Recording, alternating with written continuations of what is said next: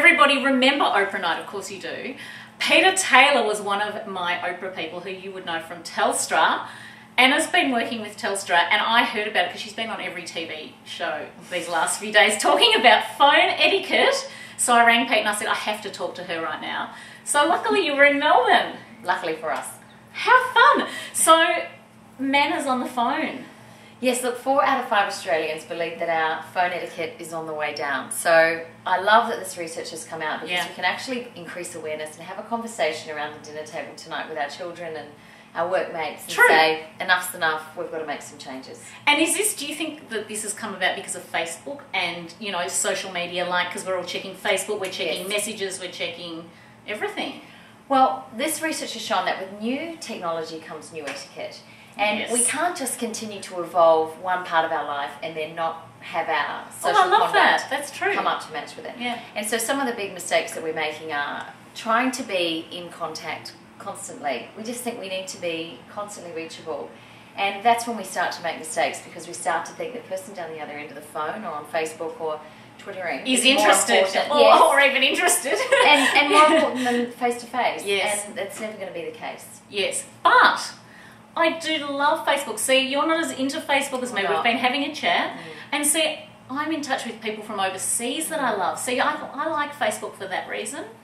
So my personal Facebook belief is that if you wouldn't stop and talk to the person on the street, don't be Facebook friends with them. Yes. So I have I'm with probably you on that. about 80 or 50. I'm adding you to see if you'll add me now. So, will you? Will you add me as a friend on Facebook? Of course I will. So, what about if you're out at dinner? Like last night, for example, my husband's a real estate agent, as you guys know, and he was selling an important piece. And we're out with these people who we really need to give attention to too, but friends, not workmates. So he got a telephone call and I had been talking to them about how I was going to be talking to you today, and then the phone sort of buzzed and we were in this dilemma. Does he answer it because it was important? What do you do then?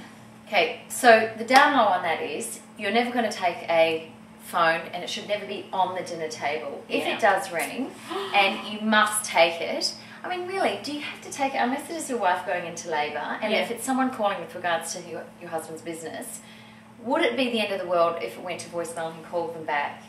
I don't think so. So if you really cannot bear to not answer the phone and you are with people, you would say, I'm terribly sorry. Do you mind if I answer this? And they will always say, no, of course, please answer.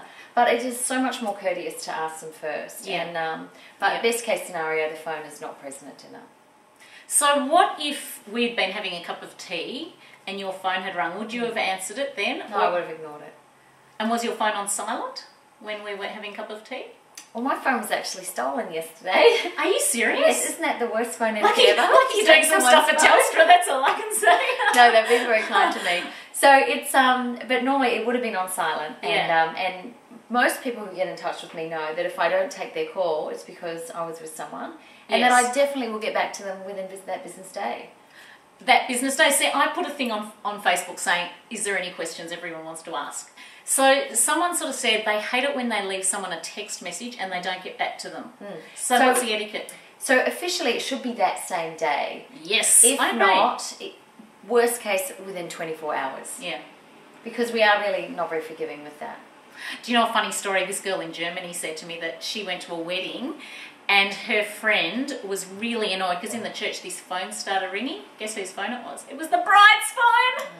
Well, I went to a wedding on the weekend and someone was standing at the back on their phone and I was mortified. Talking? No, I asked her afterwards and I said, what are you doing with your phone at the wedding? Was she videoing? Said, I was Skyping our cousins in America. Oh, that's kind of cute. And I think, well, the cousins in America can see the video, can't they? Because it looks so bad her being on the phone this whole time because she was talking and showing. Oh, she was talking. I wouldn't talk. In the church. Was it relatives? Yes. Of the bride?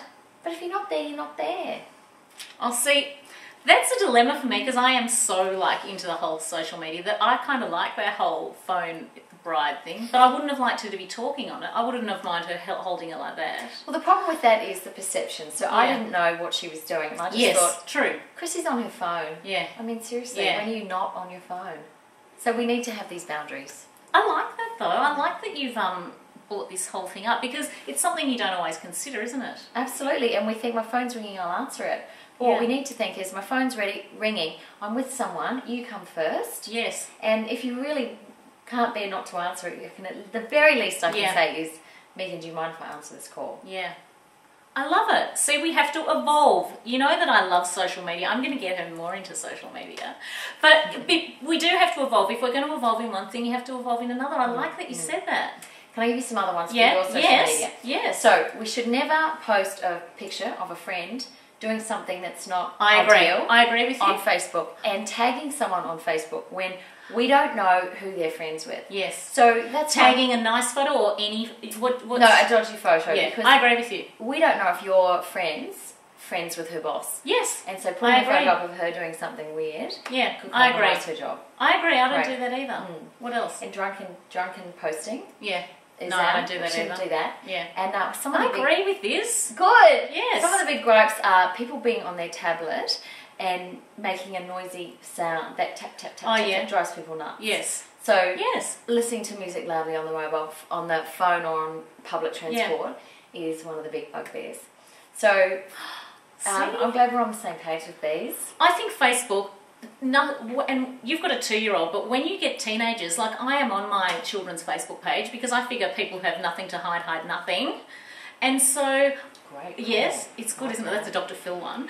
But I love that because I get to see their page, but you know what, half the time I forget about it. But I have seen a few things, and I don't believe in swearing on the Facebook. You know, you don't write, F, I've had a bad day today or something, because one of my my friends might see my kid's page and then be thinking of hiring them for a job one day, and they think, you know what, I'm not going to do it. They're not, I don't know if you can teach kids that consequences of what they're doing now are going to...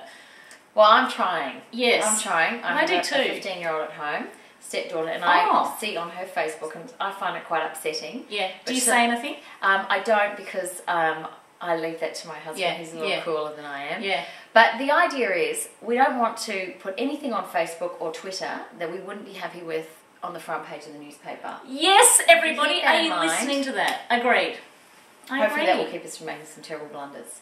Oh, it's so true. And even teenagers. So here's Anna. Look her up on Facebook and YouTube. Well, maybe not Facebook, but on YouTube, and you'll find all these amazing videos. Because today I learned that when someone says, how do you do, you say, how do you do? Or lovely to meet you. Yeah. Because it doesn't mean how are you. Exactly. I love that. Good. And we do not hold a red wine glass by the bowl. The thing like, I've got a glass. Normally I've got something here. Like, let's pretend that's a glass. You don't hold it like that. You hold it by the stem. I'm going to have to watch a few more. I was so scared when I answered the door that I was going to do something wrong. So I gave Anna a cup of tea in my very best cups. Oh, lovely. Do you know why we put the pinkies out? No. Is that etiquette? Well, it used to be because our fingers didn't used to fit around the handle. It used to only fit on the outside of the those handle. little handles. So the pinky would go out for balance. So now it's, it's up to you if you want to pinky or not. And with that, you can now I want you to ask me some questions. I'll get back to Anna. If there's any questions, I will I'll find out via Facebook and get back to you. I love those questions, so I'll be more than happy to answer them. I'd love it. Yeah, and check out her website, because you also, actually, before you go, Anna also deals with a lot of men in AFL, the guys in AFL football, which I reckon's great. So next week I'm working with North Melbourne, so you may see something about that or not. Awesome. Great. Everyone needs a bit of etiquette. Thank you so much. Thanks for having me. Pleasure, thank you.